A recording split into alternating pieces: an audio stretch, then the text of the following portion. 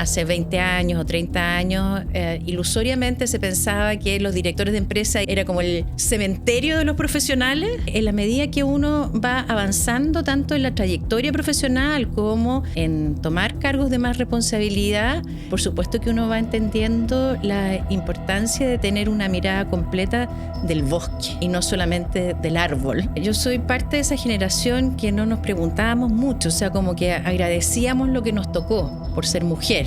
Era un ambiente extremadamente machista. Hoy día yo miro hacia atrás y digo, chuta que la tuve difícil. Mi magíster, el profesor, me dice, sí, te fue bien, pero yo te aventuro que no te va a ir muy bien en la vida porque te falta agresividad. Yo creo que también es importante darle una mirada a ese mensaje de la institucionalidad dentro de la empresa privada, que no es otra cosa que la gobernanza o el gobierno corporativo. Y mientras más sólidos sean esas estructuras, por supuesto que se habilita de mejor manera a los distintos profesionales para tomar buenas decisiones.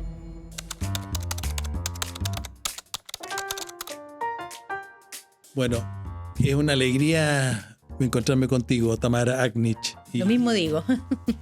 Y la idea nuestra es poder entender un poco más en qué consiste ser board member o director de empresa, ¿ah? Y entender cuál es el origen, cómo llegaste tú a tener esta actividad, esta vocación, este propósito. Y cuéntanos un poco más de ese origen, ¿ah? de cómo se va perfilando, porque como tú tienes toda una trayectoria muy en el sector público, eso también me imagino que ha ido marcando tu sentido, tus preferencias y un estilo. Uh-huh. Sí.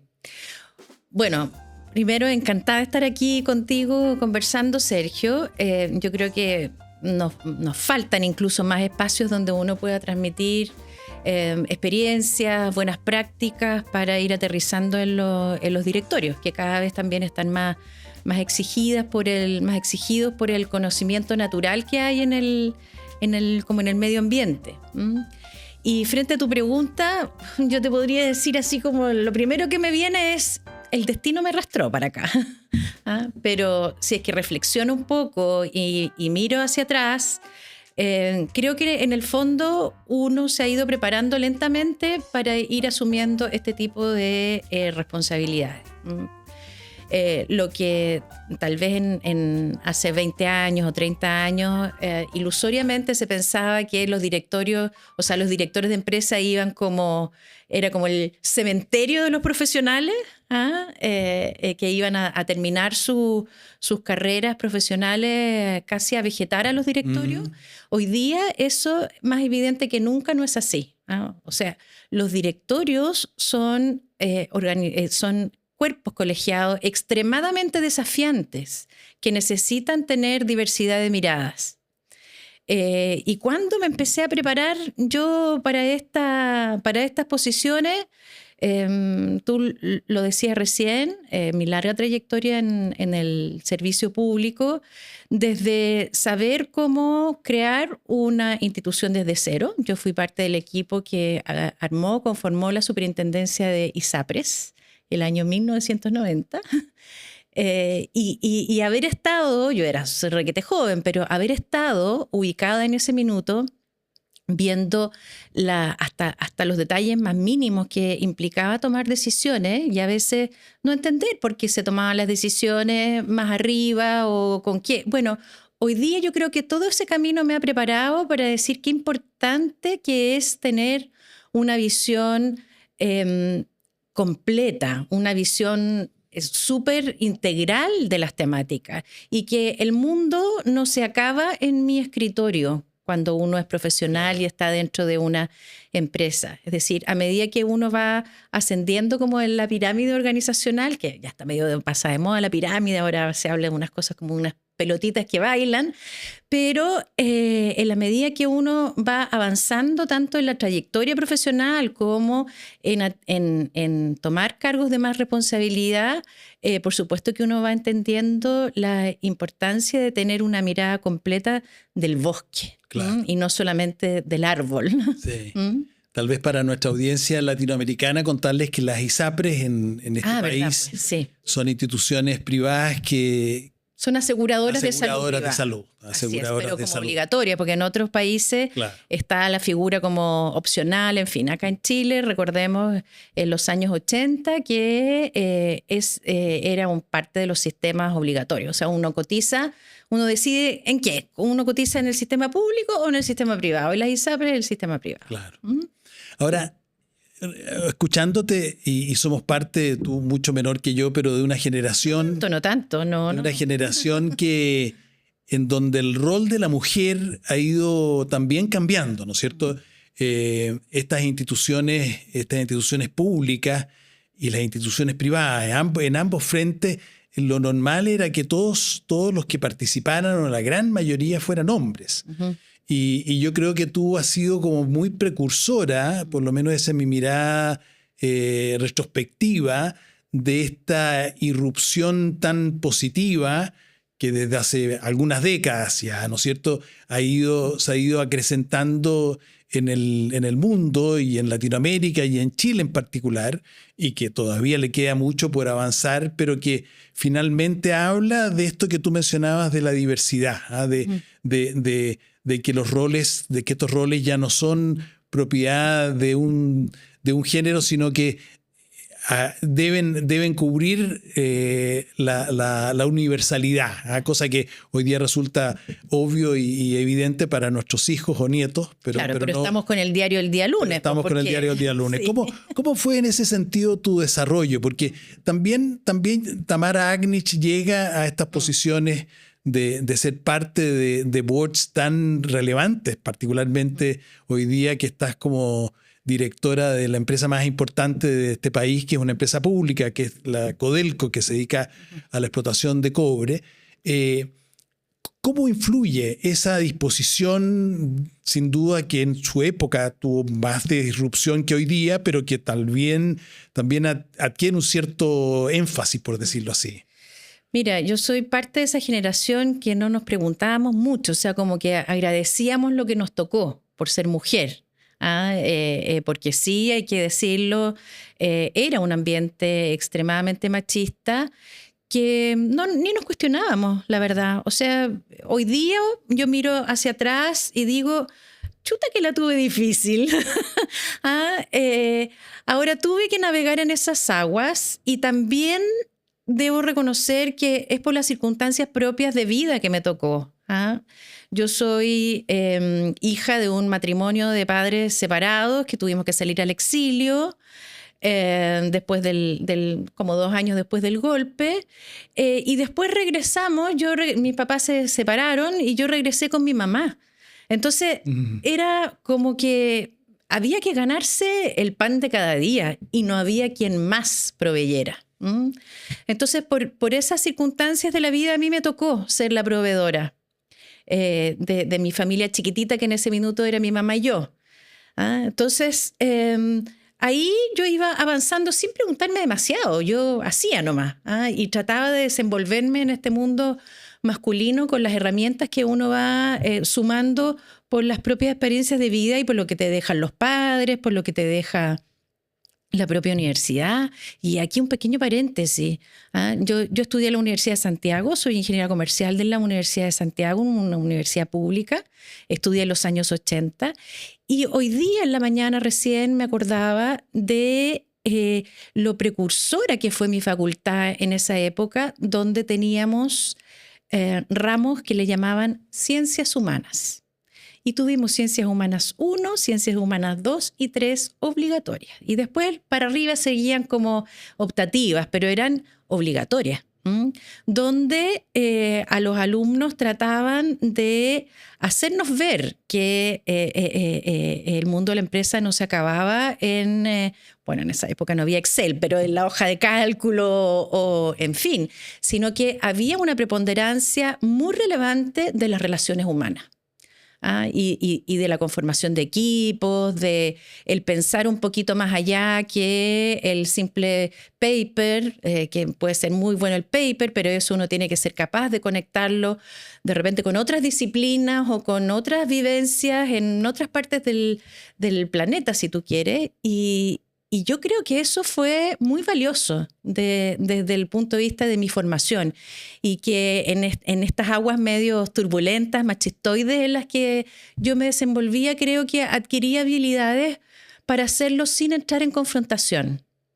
¿Cómo así? ¿Qué significa no entrar en confrontación? No fui jamás con la bandera de lucha feminista. Yo hoy día me declaro feminista, obvio. Yo creo que no hay nadie que no pueda decir que hombres y mujeres tenemos los mismos derechos, pero nunca me sentí ni discriminada, que no significa que no lo haya sido, pero en ese minuto nunca me sentí. Y cuando teníamos esas como situaciones que uno a veces hasta de manera anecdótica dice, ¿no?, que llega la mujer y te mandan a servir el café. Lo más probable es que más de alguna vez me mandaron a servir el café. Y lo más probable es que yo más de alguna vez, con la cara llena de risa, haya echado una talla, porque eso sí, tengo muy buen humor, entonces los haya mandado a cierta parte, pero delicadamente, ¿eh? Nunca con agresividad. También me acuerdo un par de jefes que tuve que eran así que se imponían demasiado, y no solamente las mujeres, hombres y mujeres como que se chupaban. Y yo a lo mejor por la propia experiencia de vida, yo siempre he sido súper tímida, no me creen, pero he sido súper tímida, como que sacaba, no sé, esta cosa como medio aniñada que tal vez me dio el poder tener que vivir, o sea, el tener que vivir en condiciones súper extremas en el exilio, y después cuando volvimos del exilio, donde a veces con mi mamá no teníamos ni qué comer, o sea, así de duro. Entonces, en el fondo son esas circunstancias de la vida las que te van forjando el carácter. Pues, claro. Y sí, yo tengo que decir que siempre he sido no agresiva. Que ahí también hay una anécdota que siempre cuento, los que me han escuchado, pero bueno, como esto es también para toda Latinoamérica, doy fe de que esto sí que no lo han escuchado. Cuando yo terminé mi magíster, el profesor guía me dice, sí, te fue bien, ya, pero yo te aventuro que no te va a ir muy bien en la vida, porque te falta agresividad. Entonces yo me podría haber quedado como, chuta, de ahora en adelante tengo que ponerme como guerrera. Y dije, no, pues si yo no soy eso. Yo no soy así. Yo he sido siempre tranquila, negociadora, empática.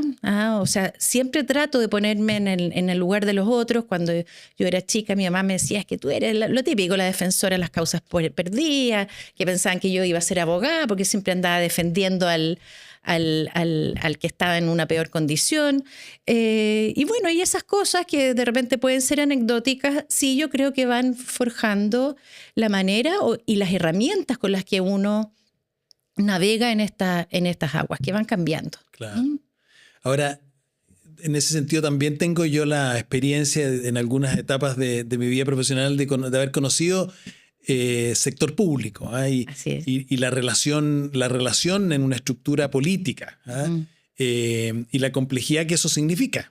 Así es. ¿De qué manera crees tú que esa interacción, la interacción en una estructura gubernamental, política, partidista, de coalición, además, como ha sido en general las estructuras políticas de los últimos años nuestras, también son elementos que están hoy día presentes en tu quehacer como parte de un board? Sí. Y yo debo decir que parte de las cosas que he aprendido a valorar y cada vez más es la institucionalidad, la importancia de tener instituciones fuertes, no solamente en el ámbito público, también en el ámbito privado, porque antes, bueno, está el típico dicho del expresidente Lagos, dijimos que las instituciones funcionen, refiriéndose a los tribunales, en fin, pero yo creo que también es importante darle una mirada a ese mensaje de la institucionalidad dentro de la empresa privada, que no es otra cosa que la gobernanza o el gobierno corporativo.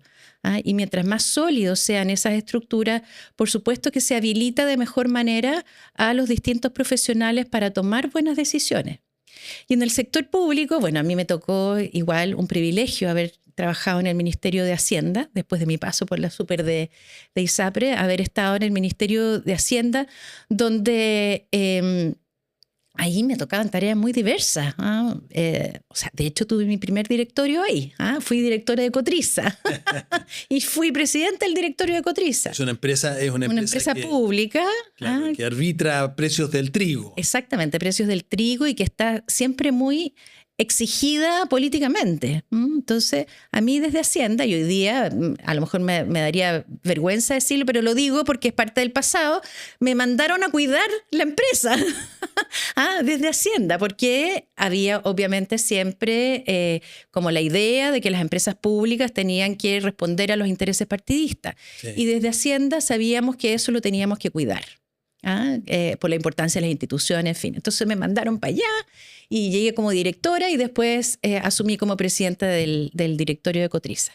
Pero a lo que quería ir, Sergio, es que en este paso por Hacienda aprendí que soy buena para negociar.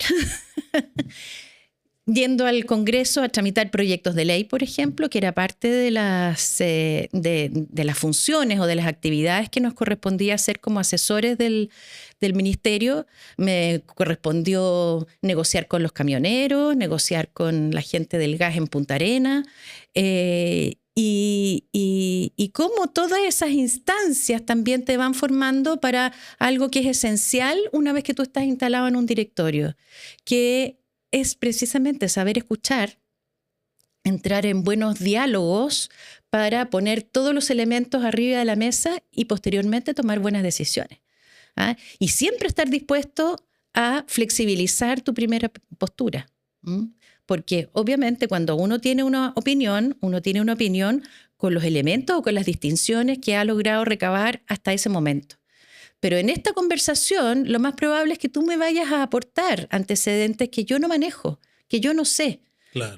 Y por eso es importante tener estos espacios de diálogo y de reflexión dentro de los directorios para tomar buenas decisiones estratégicas. Oye, me acordaba yo de mi época pública, y efectivamente recuerdo este directorio que tú aludes, que era un directorio chiquitito, de 3 personas. Sí, yo lo reduje porque era de 5 y... Muy clarividente. Sí. En mi experiencia, en este paso por el sector público, había muchas empresas que sus directorios, sus boards eran de 3 personas, y me parece que es un número maravilloso para constituir un directorio que es poco frecuente, porque en general uno tiene la experiencia de participar en boards que son muy amplios, ¿no es cierto? 5, 7, 9. Donde se hace más difícil la cosa. Donde, claro, en la práctica, con la mirada por lo menos que a mí me parece pertinente en el mundo de los boards, es muy difícil hacer esta función. Entonces, quería irme un poco a la función. A tu juicio, ¿qué es lo esencial de esto de formar parte de este equipo de pares que es este espacio del board, del directorio? Aportar con las visiones, los conocimientos, porque obviamente nadie es dueño de la verdad y ni nadie tiene el conocimiento 100% dentro de para nada. Entonces, aportar con esas visiones, en mi caso en particular, con toda esta experiencia en el sector público que yo te mencionaba, más el poder ir combinando efectos que tienen las acciones o las inacciones que te amplifican o te amortiguan riesgos. Creo que eso es bien relevante, tener esas miradas distintas. Entonces, yo hoy día estoy en Codelco, tú lo mencionabas. En todo mi proceso de postulación al directorio de Codelco, yo siempre dije, de minería no sé, o sea, no sé más que lo que sabe una ciudadana común y corriente, y de haber estado en el Ministerio de Hacienda, en fin, y haber hecho algún par de asesoría a alguna empresa minera.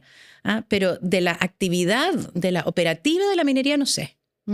Pero sí sé de la importancia de la gobernanza, sí sé de la integridad, sí sé de negociación, sí sé de evaluar riesgo en función de ver señales que a veces parecen inconectas, pero que tienen alguna relación. Por ejemplo. Por ejemplo, ¿qué podría suceder en términos de riesgo si es que no hacemos nada hoy día por disminuir la huella de carbono, por ejemplo?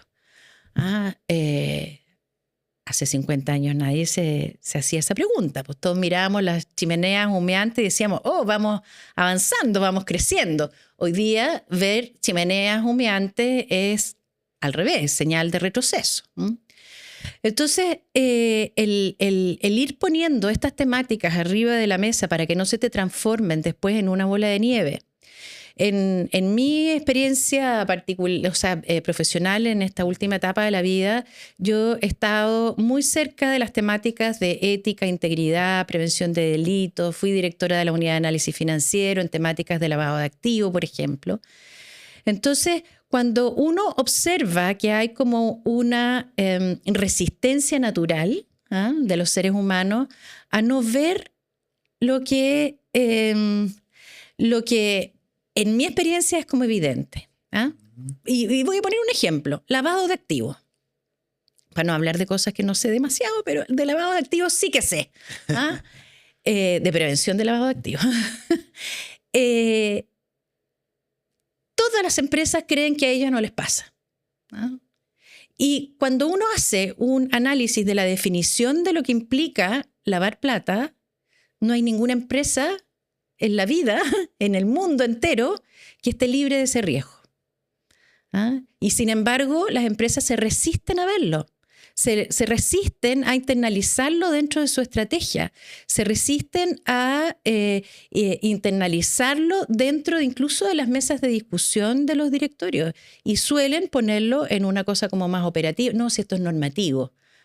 No, esto es normativo, tenemos que mandar los reportes a la institución y hay que cumplir con la ley. No es así. Cuéntanos un poco más de eso, porque me interesa, yo creo que esa es una mirada distinta. Sí, mira, si es que uno se va y a lo mejor me voy a poner latera, pero yo creo que vale la pena siempre hacer pedagogía en esto. Es interesante el aspecto, como dices tú, tan generalizado y tan poco visto. Exactamente. Si es que uno hace un análisis de cuál es la definición de lavar plata. Lavar plata no es otra cosa que tratar de dar apariencia de legalidad a platas que vienen de un delito, que no es exclusivamente el narcotráfico. Corrupción, uso de información privilegiada, apropiación indebida, en fin, un sinnúmero de delitos, si tú quieres, de la órbita empresarial. Pero es más, dejémoslo incluso en el narcotráfico. Ok, el narcotráfico, si es que nos ayuda para visualizar de mejor manera esto que es tratar de dar apariencia de legalidad.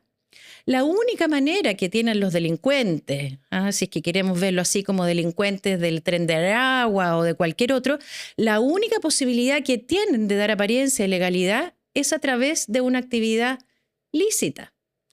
No se da apariencia de legalidad a través de más informalidad o de más actividad delictual. Lo que sucede ahí es que va a haber más plata que después va a tener que ser lavada por los delincuentes. ¿Y dónde se lavan? Hasta en la ferretería que tenemos aquí en la esquina, en el Jumbo que está en un par de cuadras más allá, en una institución financiera, por cierto, que tiene un riesgo mayor, pero no hay ninguna actividad empresarial que esté libre de este riesgo. Y eso, pucha, que cuesta internalizarlo dentro de las discusiones de... ¿Y cómo lo has hecho tú en ese sentido?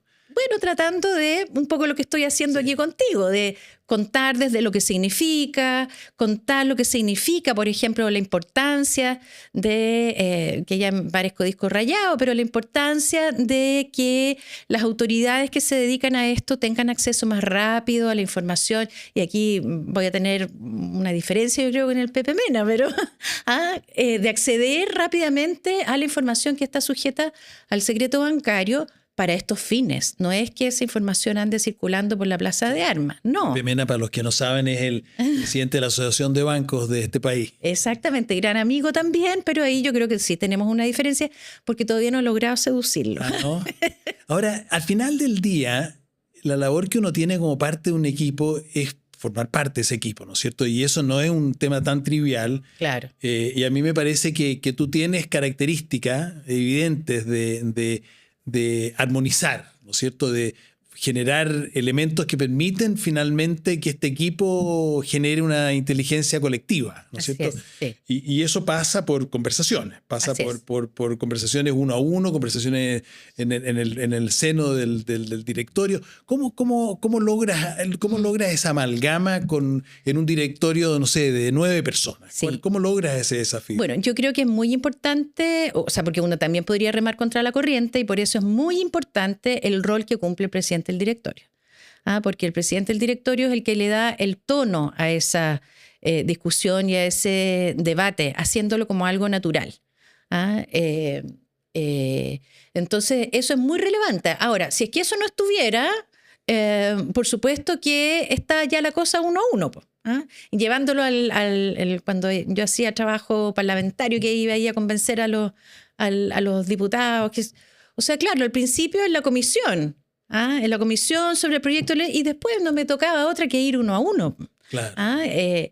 Donde te podían poner más atención, en fin, para lograr ese diálogo, pero no cerrarse, porque siempre entender que uno puede tener un espacio que no está viendo, y cuando tú dejas que el otro se exprese y ponga arriba de la mesa su visión particular del mundo, se pueden lograr soluciones que sean win-win. Para ti y para mí podemos lograr una ganancia y no pasar aplanadora. O sea, pero en este programa de inducción que tú estás teniendo en esta empresa tan relevante en este territorio, ¿tienes como parte de ese proceso el encontrarte con cada uno de quienes son tus pares? Sí. Y conocerlos un poco más profundamente? Cuéntanos un poco más de esa, no particularidad, pero de cómo se hace ese proceso de inducción, que es tan crítico, creo yo. Sí, yo creo que no cometo ninguna infidencia si cuento, porque además que es una muy buena experiencia que he tenido en Codelco en el programa de inducción, que está muy estructurado. Fuimos 3 los directores que ingresamos simultáneamente. Entonces, ha habido un barrido por todas las áreas de la organización. Cuando llegué a Banco Estado, por ejemplo, que es el directorio en el que estuve anteriormente, también tuvimos una inducción, pero más bien una inducción normativa. Y yo creo que ahí hay una diferencia, y ya lo estaba hablando con mis amigos del Banco Estado, que sería importante, y con otros, así como lo hablo contigo, que es importante avanzar en una inducción que no sea la pura norma. Porque los seres humanos, como que con tanta norma hemos olvidado dialogar. Y hay algo que yo siempre digo. Bueno, también me he dedicado a los temas de compliance, tú sabes, con la ley de delitos económicos que se promulgó hace 2 años y que a los directores los tiene como un poquito vueltos locos. Yo digo, ¿pero de qué se preocupan si esto no ha venido a cambiar nada? Entonces, aquí hay una herramienta que es muy barata, que es gratis casi, gratis en realidad, a lo más un café, que es conversar. Conversar y entendernos y saber dónde están tus dolores, dónde están mis líneas críticas, donde no quiero ceder, dónde están mis problemas ideológicos, que también los puede haber. ¿Y cómo no vamos a ser capaces de encontrar un punto en que nos podamos tomar un café tranquilamente? ¿En qué? En beneficio de la compañía a la que se trate, porque eso es algo que uno nunca tiene que olvidar tampoco. Que uno no está puesto ahí porque te puso un controlador o porque hay que rendirle cuenta a la AFP que te puso en el directorio de la sociedad anónima. En fin, no, uno se debe a la compañía en la que está, independiente quien te haya puesto. Porque si no, uno incumple con sus deberes fiduciarios, uno incumple con el deber ser.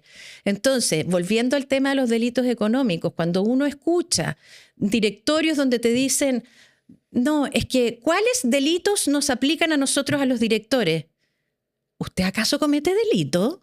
No, pues, ninguno. Lo que hay que hacer, la responsabilidad número 1 de esos directorios, es velar porque los sistemas para proteger a la empresa estén funcionando, para que no se use esa persona jurídica, esa estructura jurídica para que se cometan delitos. Pero si usted, señor director, va a cometer delitos, entonces mejor váyase para su casa. ¿Ah? Entonces, ahí yo creo que nos ha faltado hacer una comprensión más amplia de lo que significa esta nueva ola regulatoria. A lo mejor me estoy pasando de tema, pero sí me parece muy relevante que los directorios hagan una reflexión más profunda de lo que significa. Porque tú encuentras que está laxo exagerando. No, están exagerando en la una reacción. Exageración de sensible a que no debiera estar presente. Sí, y están incumpliendo sus deberes fiduciarios porque están atentando contra la rentabilidad de las propias organizaciones al llenarlas de una burocracia que les va a dar una falsa sensación de protección. Pero ¿no será que el sistema te obliga a encaminarte a una estructura tan burocrática? No. ¿Crees que no? Yo creo que no. Yo creo que, bueno, o sea, hay de las cosas que aprendí en mi paso por el Ministerio de Hacienda y por la tramitación de proyectos de ley, y que también aprendí en toda mi trayectoria pública, es la importancia de la armonización en la interpretación de la legislación. Y hoy día estamos en una era regulatoria que es totalmente distinta a la que teníamos en los años 80, donde estaba muy clarito lo que cada uno tenía que hacer. Hoy día esta ola regulatoria, en todo, si es que uno se va a los mensajes, si es que uno se va al estándar que te está poniendo los organismos de rigor, que en este caso la mayoría vienen de estándares de la OCDE, aquí necesitamos que cada empresa encuentre su traje. ¿Su traje en qué sentido? Que les permita gestionar adecuadamente los riesgos a los que están expuestos, pero en función de lo que usted es, de lo que usted hace y jamás olvidando su propósito. Entonces, cuando las empresas se ponen a sobrereaccionar, y que me ha tocado ver unas cosas realmente como tiradas las mechas, con una matriz de riesgo de unos delitos que no tienen ni 1% de probabilidad de ocurrencia, y ni siquiera los delitos, uno tiene que concentrarse en procesos, que es lo que hace la empresa. Si es que uno no logra engancharlo desde ahí, desde la propia estrategia, entonces uno incumple su deber fiduciario porque uno no está apalancando la estrategia, sino que está más bien poniéndole palitos en la rueda. Sí.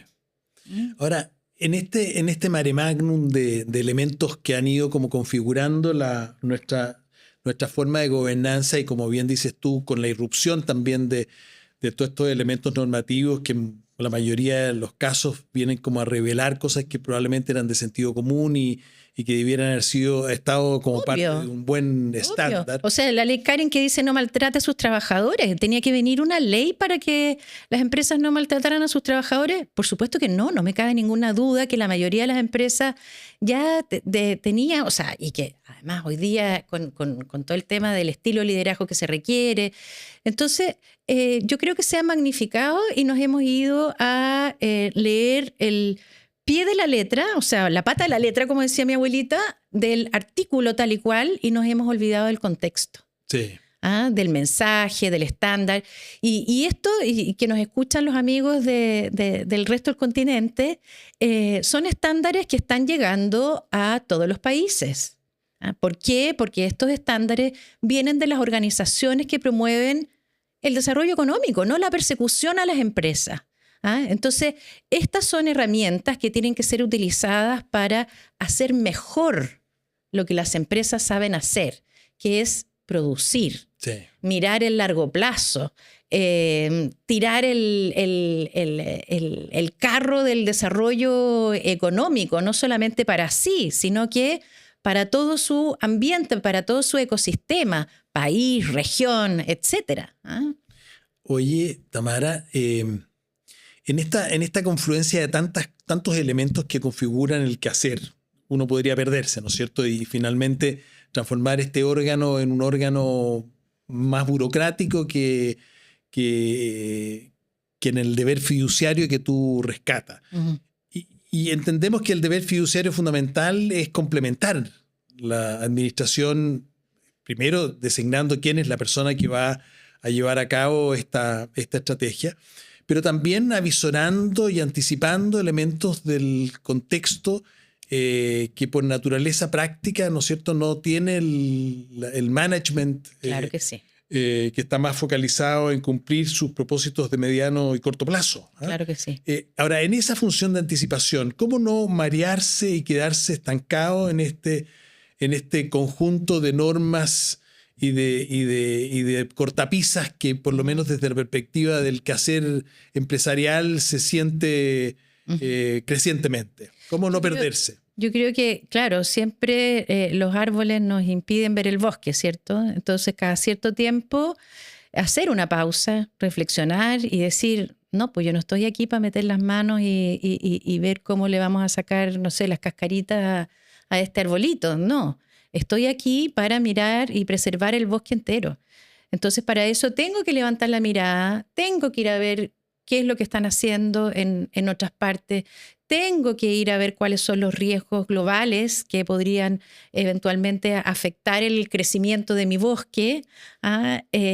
Y eso solamente lo logramos con una preocupación y un trabajo bien arduo durante todo el mes, porque a veces también se echa la talla, perdón, ¿cómo se dice? La broma, para que nos entiendan también en los otros países.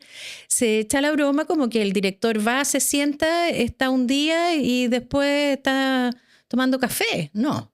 El director tiene que estar permanentemente revisando cuáles son las tendencias, tiene que estar permanentemente capacitándose. ¿Para qué? Para traer toda esa información de riesgos o de situaciones que podrían afectar la actividad de que se trate y traspasarla a quienes sí están con las manos en la masa. Sí.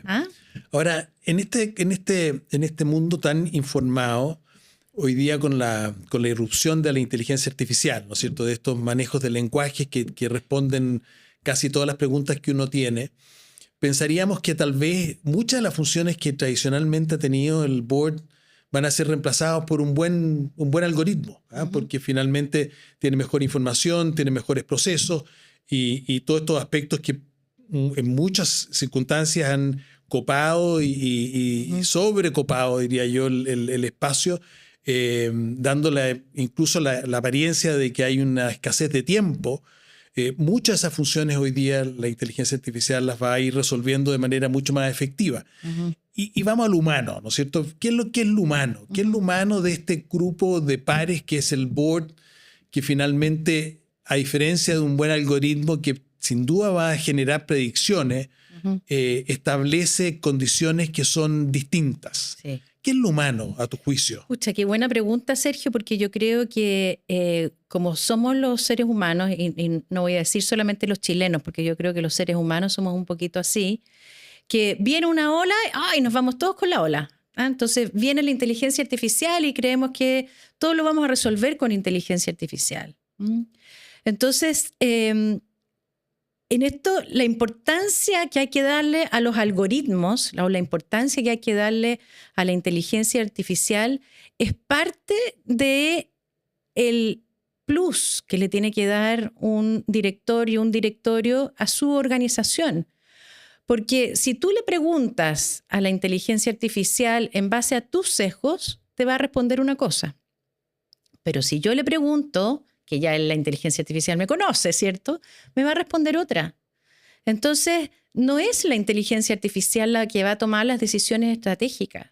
La inteligencia artificial nos va a dar elementos para que podamos enriquecer muchas veces las conversaciones que tenemos que dar en los directorios.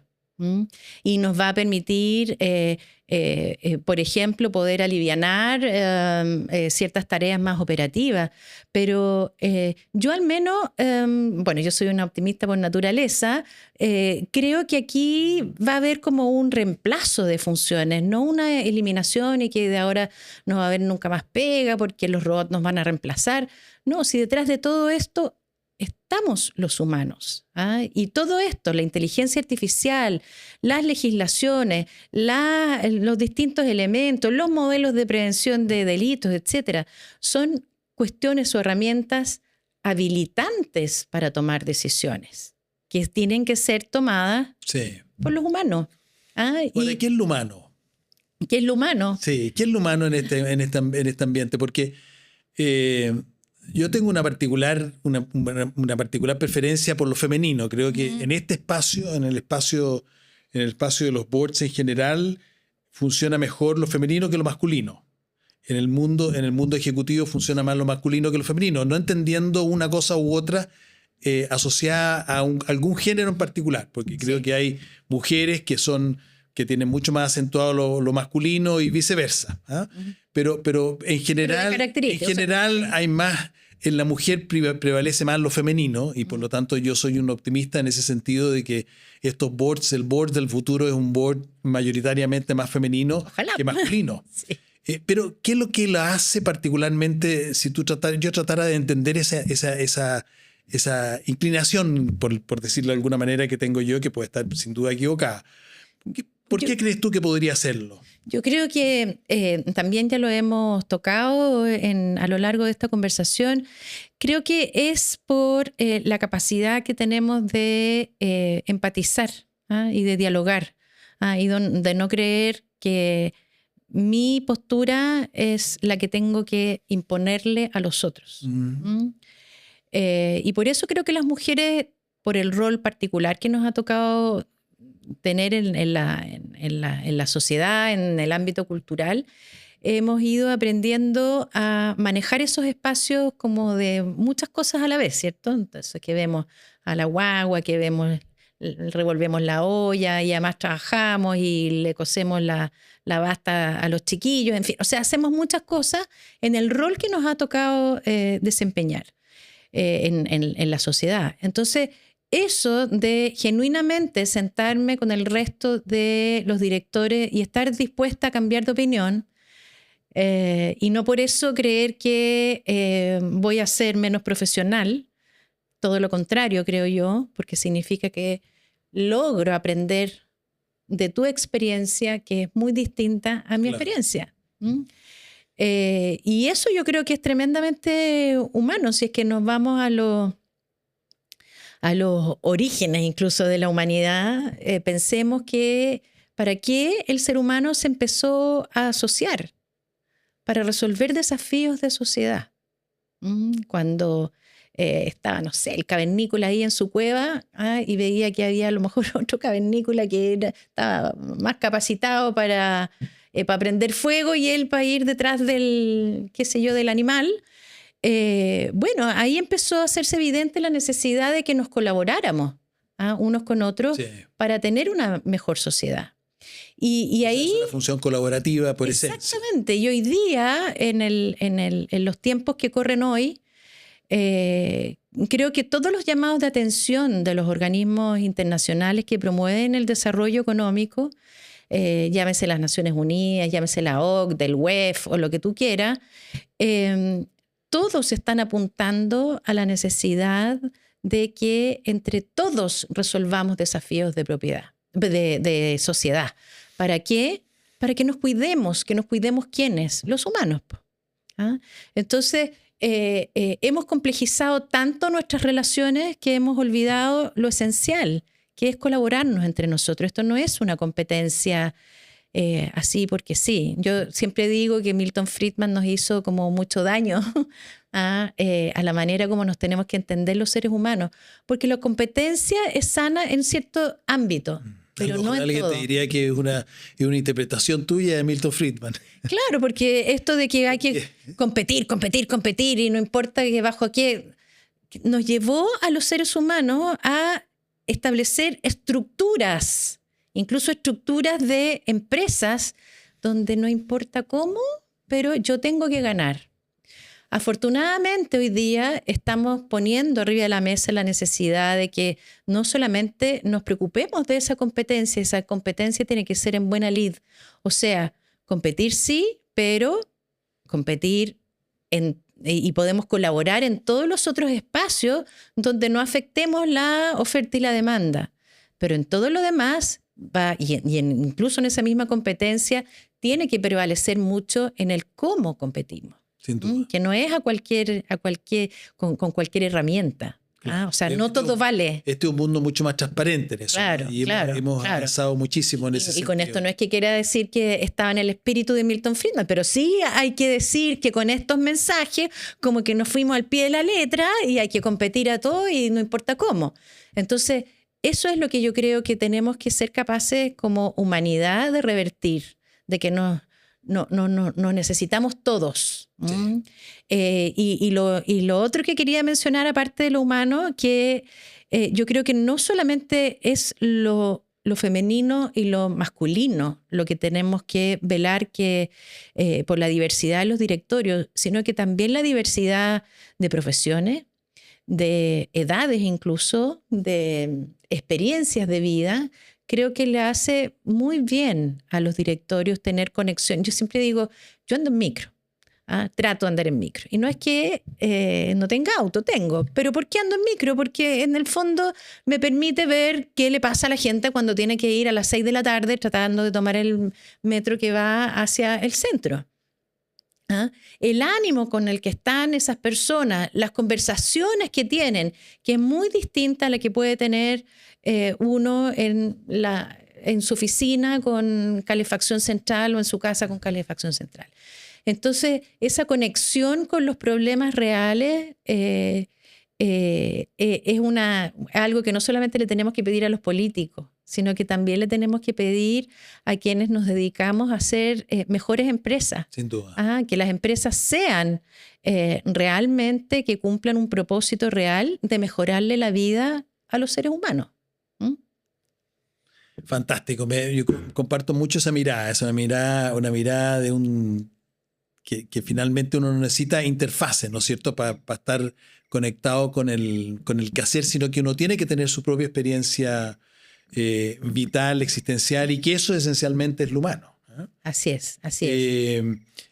Para ir terminando, Tamara, cuéntanos, ¿cómo crees tú que el que está iniciando esta profesión de ser board member se pudiera desarrollarse? A ver. ¿Cómo piensas tú que alguien que está recién en los 45, 50 años y dice, mira, estoy terminando una vida ejecutiva que me parecía interesante, pero quiero dedicarme a muchos aspectos, entre ellos a ser parte de boards? ¿Qué es lo que le propondrías tú a ellos o a ellas? Sí, lo primero que hay que hacer un cambio de switch, cambiarse un sombrero y que a algunos les cuesta. ¿Por qué? Porque el que ha tenido una carrera ejecutiva intensa, sobre todo, está acostumbrado a meter las manos en la masa. Y el director de empresa, el board member, por supuesto que no tiene que ir a meter las manos porque no estaría cumpliendo con su función, con el equilibrio que se busca entre, qué sé yo, el directorio, la administración y los dueños de la empresa. Entonces, eso es lo primero. Lo segundo, identificar bien cuáles son sus propias habilidades. La semana pasada estuve en una conversación con mujeres de la minería que se están preparando dentro de su carrera ejecutiva para ser directoras de empresas. Entonces, ellas estaban seteadas con que iban a ser directoras de una empresa minera. Yo les dije, pero ¿por qué? Releven sus propias características y aprendizaje que les hace tan sensibles a resolver problemas complejos. Pero no se circunscriban. No se circunscriban. O sea, quien está ahí resolviendo un problema hipercomplejo no sé, de cómo se va a hacer el perforar la roca que estamos a 1000 metros de profundidad con los equipos técnicos, en fin, que hay que tomar decisiones rápido. Eso te habilita para estar conversando en el marco de cualquier industria. Entonces no hay que limitarse, no hay que autolimitarse. Y por ahí yo decía, claro, yo llegué a Codelco y no sé demasiado de minería, sí, pero eso no me inhabilita, todo lo contrario. Creo que tengo mucho que ofrecer a este directorio. Bueno, y por algo que llegué, fue un concurso súper competitivo, casi 240 personas postularon, en fin. Y lo otro que también les recomendaría de repente partir con los directorios de las organizaciones sin fines de lucro, que te permite combinar entre tu tarea ejecutiva e ir como afinando el músculo en las organizaciones sin fines de lucro, donde la dinámica, a lo mejor los problemas no serán tan complejos, pero te permite afinar ese músculo del diálogo y de ponerte de acuerdo con el otro. Sí, suspender juicios. Exactamente, entonces... Un arte ese. Exactamente, entonces, hubo una chiquilla que me dijo, yo he sido directora de 2 ONG y no lo pongo en el currículum porque creo que no vale. O sea, tremendo error. O sea, cualquier instancia donde uno pueda demostrar que efectivamente sabe escuchar, sabe negociar, tiene conocimientos técnicos de o ciertas habilidades, por supuesto que está muy capacitado para sentarse en un directorio, pero siempre dejando los guantes al lado. O sea, entender que no hay que ir a meterse en la pega de la administración. Porque es un ejercicio de los difíciles que hay que aprender. Exactamente, ¿no? sobre todo al que viene del mundo ejecutivo, claro, masculino, como tú decías, que están muy dados al hacer, claro, al logro. Y eso es un cambio de switch. Y por supuesto estar siempre conectado con lo que nos dicen, sobre todo los estándares fuera. O sea, en un mundo global en el que estamos hoy, no podemos perder de vista lo que está sucediendo en Europa, lo que está sucediendo en Estados Unidos, lo que está sucediendo en países vecinos tan importantes como Argentina, Brasil, Colombia, Perú. O sea, todas son, que no significa que uno va a estar así súper experto en todo, pero sí las tendencias, claro, lo que está sucediendo, cuáles son. Y lo bueno de mirar las tendencias globales, que vienen de la OCDE, de las Naciones Unidas, en fin, es que todas estas tendencias al final aterrizan en todo el planeta. En todo el planeta. Entonces, los mismos problemas que estamos teniendo acá en Chile, los están teniendo en los otros países que se van sumando de a poco a la Organización para el Desarrollo Económico, a la OCDE. Sí. Y han tenido que atravesar por caminos similares al nuestro y ellos tienen la posibilidad de hacerlo incluso mejor de lo que lo hemos hecho nosotros. Yo siempre le saco el sombrero, por ejemplo, a los peruanos, que durante muchos años nos estuvieron observando en cómo regular las AFP, en cómo regular la banca, etcétera, y lo han hecho mucho mejor, porque aprendieron de nuestros errores. Y eso es súper, súper relevante. Sí, mira qué buena frase para terminar, aprender de los errores. Yo creo que ese es todo un capítulo. Yo quiero tampoco abusar del tiempo y agradecerte, Tamara, de haberte tenido acá, de conocer esta perspectiva. Bueno, todos somos únicos, ¿no es cierto? Pero yo siento que tú representas un elemento muy refrescante en tu historia, de la manera como tú... Sí. Y si me dejas como una última cosita antes de terminar, claro, cuando yo hago como un repaso a mi trayectoria, sector público, en fin, tengo una vocación de servicio. Tengo una vocación de servicio público y esta vocación, qué mejor manera de representarla que desde el directorio de empresas que tienen que hacer un bien público, que ya nos eliminamos ese paradigma de que solo los estados hacen el bien público. Las empresas hoy día están llamadas con mucha fuerza a resolver desafíos de sociedad. Y entonces, ¿cómo eso no va a ser atractivo? Estoy como en mi salsa. Sí. Estoy en mi elemento. Sí, se nota tu alegría y tu entusiasmo y yo creo que va a ser muy importante que te escuchen y que aprendamos todos de ti. Súper, un gusto, Sergio. Muchas gracias. Te quiero invitar cordialmente a que conozcas nuestro programa BMP Asincrónico, en el que tú podrás conocer y aprender aquellos aspectos que son esenciales en la formación de un buen board member. El QR está en pantalla y lo puedes escanear con tu teléfono y el link está aquí en la descripción nuestra.